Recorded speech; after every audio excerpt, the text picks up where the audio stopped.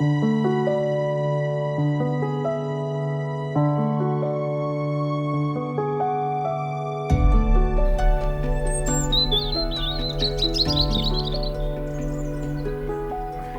diversity there is strength and resilience and flavor and everything we want.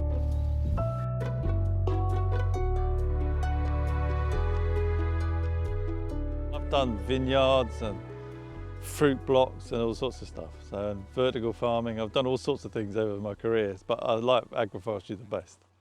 Because of the way it introduces biodiversity back into fields, which is missing. You know, we have a biodiversity crisis in this country. You know, birds that I remember from my youth no longer exist on the fields.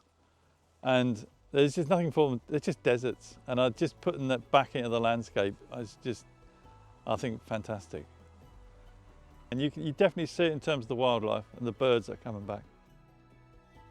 I've worked before on other farms in Suffolk that have fields which are 30, 40 hectares in size, really big fields, big for Suffolk. And the wildlife will live in the outside 50 metres of the field near the hedge. And the middle of the field is like a desert, there's nothing there. And I love the idea of actually putting rows of trees in so that you spread the wildlife, spread the biodiversity all across the field and don't just have it in one corner. It would have been very easy just to put all the trees on the far side and make the field square. But I think it's much more effective to actually have it all the way across. We are interested, of course, in food productivity, but also in a much wider range of measures. So we are very interested, for example, in how much carbon you're sequestering, how much biodiversity improvement you can make, what the species of unusual birds and things.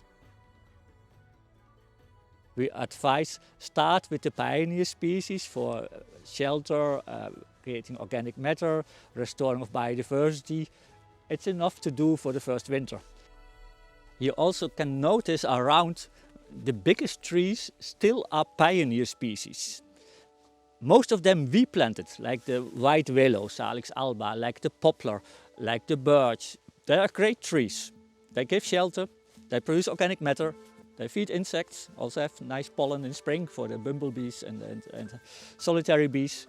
And so we have a landscape with diversity, which is fun for nature, having mosaic systems. Massive external input, polluting a lot, destroying biodiversity, and having only a few products which they get badly paid for. That's modern farming. And the first things go to the birds, since they are hungry and thirsty in our empty landscapes. But if they become more, then also the weasel, the fox, the owls, the hawk will put a glass ceiling on their population. And since we selected varieties with good crops and enough production, this will grow above the glass ceiling, what we have seen happening here. Because of this, a food forest needs to have enough size to attract enough predators in the system.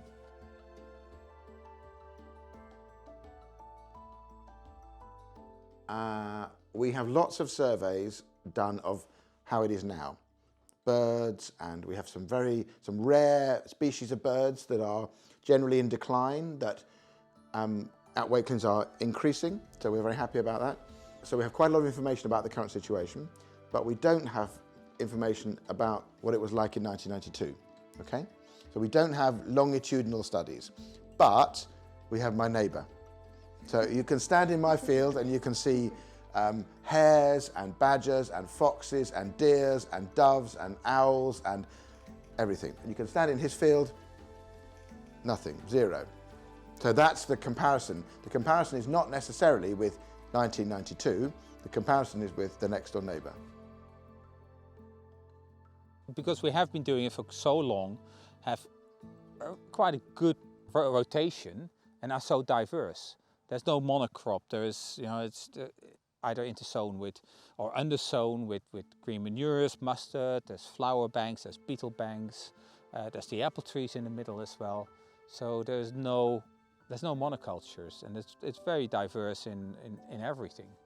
And that's what makes a healthy crop. If you have a healthy crop, you will have a lot less disease. Last year we had leaks. We had a big problem with the leek miner. They grew through it, which I didn't know, but yes, I would have lost a lot of those leeks.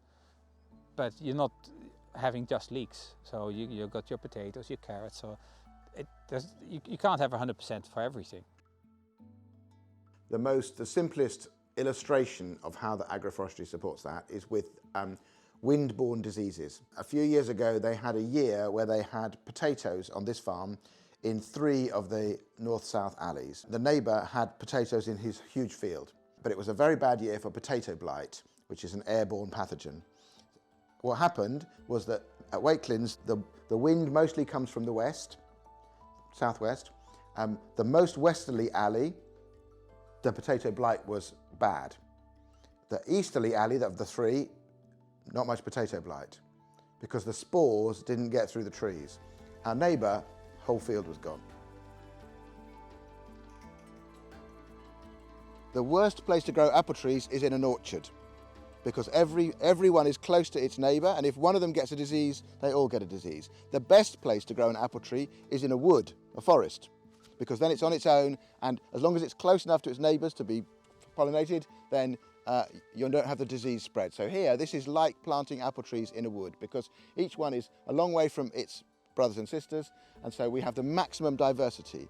It also gives us a good long season, lots of variety of tastes, good resilience to disease, because different ones do well in different years. So for example, 2 years ago in this area in East Anglia, apple farmers had a really good year. Last year they had a bad year, and this year they have a good year. We have had a good year each year because different varieties of apples have done better in different years for us. So the diversity gives you resilience. They started selecting to purify crops in the late 1800s, mid 1800s. Then 1900 they hybridize, and then so really from 1900 onwards we have pure monocultures. That's how I kind of view it. So modern spelt is just a modern variety.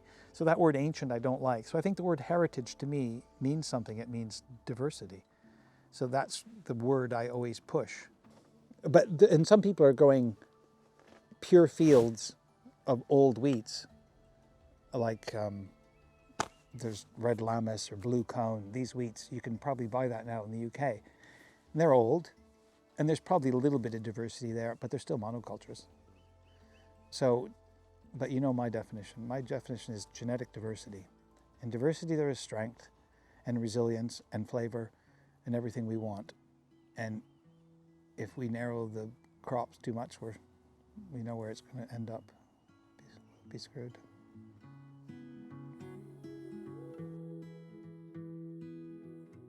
When we first planted this, I thought, oh, it's going to be, we're not going to see a benefit for, it'll be years before we see a benefit. And what was the real surprise was that the benefit was instant, almost. That same year, they weren't even out of the tree guards.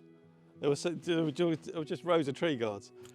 But by leaving these strips, you get loads of beetles. First of all, the first thing we noticed.